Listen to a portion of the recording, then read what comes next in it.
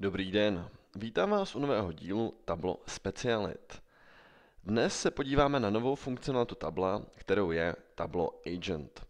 Tableau Agent je generativní AI asistent, který pomáhá uživatelům rychleji a efektivněji připravovat, prozkoumávat a vizualizovat data pomocí přirozeného jazyka. Tento nástroj je dostupný v Tableau Desktop a Tableau Cloud. Tableau Agent pomáhá vytvářet vizualizace, provádět analýzy a sám se ptá na kritické otázky. Je taky schopen připravovat a upravovat různé kalkulace. My se teďka podíváme, jak takový Tableau Agent funguje. Já tady mám otevřený Tableau Cloud v režimu Edit a tady vidím hlavičku Tableau Agenta. Tu si otevřu a už tady mám nějakou historii otázek. Tak, mě by zajímalo, jak vypadá v našem grafu vývoj tržeb v čase. A tak ho poprosím, ať takový graf vytvoří.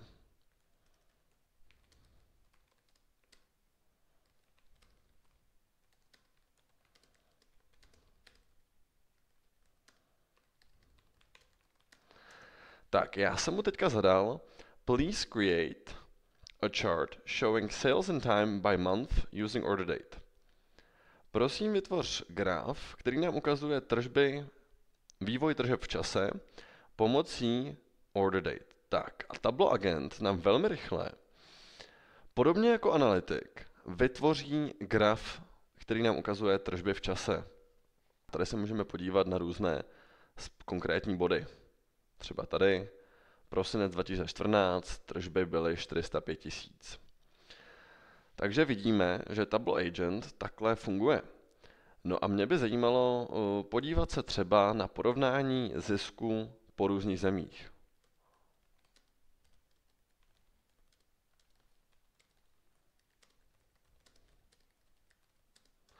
Já jsem mu zadal, prosím vytvoř nám graf, který nám ukazuje porovnání zisku po různých zemích.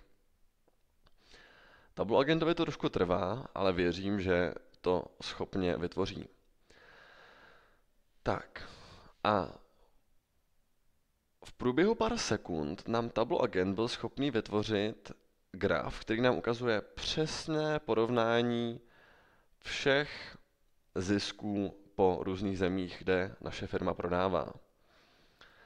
Velkou výhodou Tableau Agenta je to, že forma, kterou on grafy a analýzy vytváří, je taková, která se dá dále upravovat. Takže analytici s ní můžou následně pracovat a třeba tady nejsem spokojený s tou barvou a upravím si ji, nebo můžu si takhle graf vyrotovat. To si myslím, že je velkou výhodou Tableau Agenta. A tímto bych rád ukončil tento díl Tableau Specialit a poděkoval vám za pozornost. Hezký den.